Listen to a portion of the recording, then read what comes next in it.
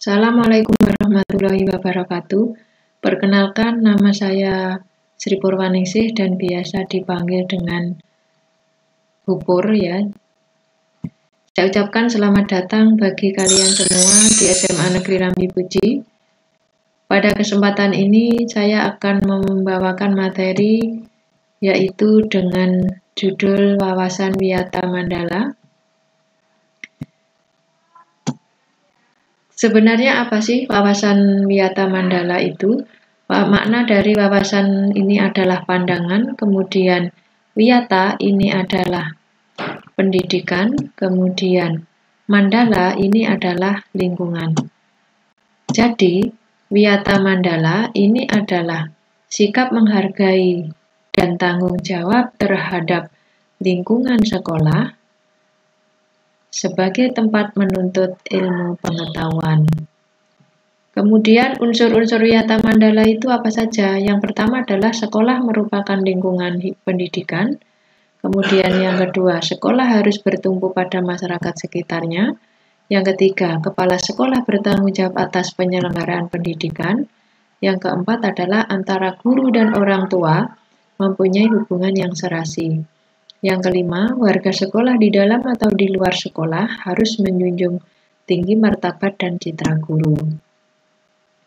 Kemudian fungsi sekolah itu untuk apa?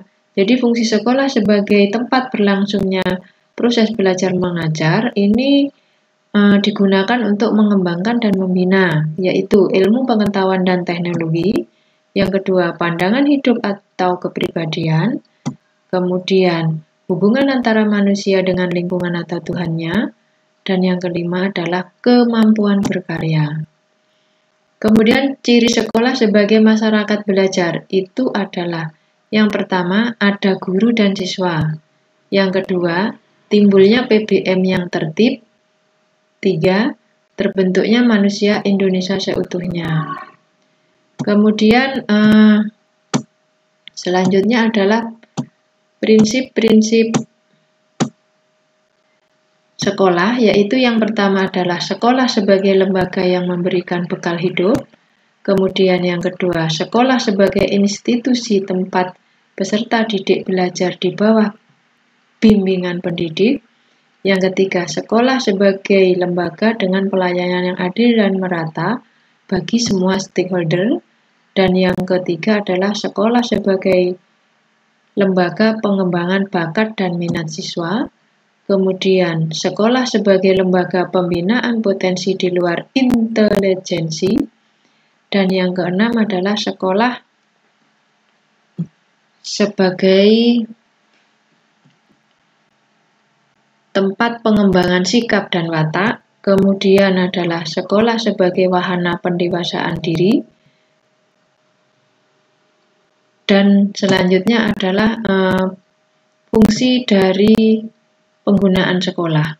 Di sekolah kita tidak diperbolehkan. Yang pertama adalah sebagai tempat ajang promosi atau penjualan produk-produk perniagaan yang tidak berhubungan dengan pendidikan.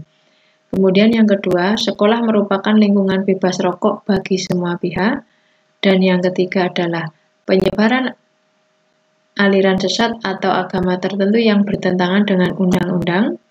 Kemudian sekolah tidak boleh digunakan untuk kegiatan yang menimbulkan kerusakan, perpecahan, sehingga sekolah tidak kondusif.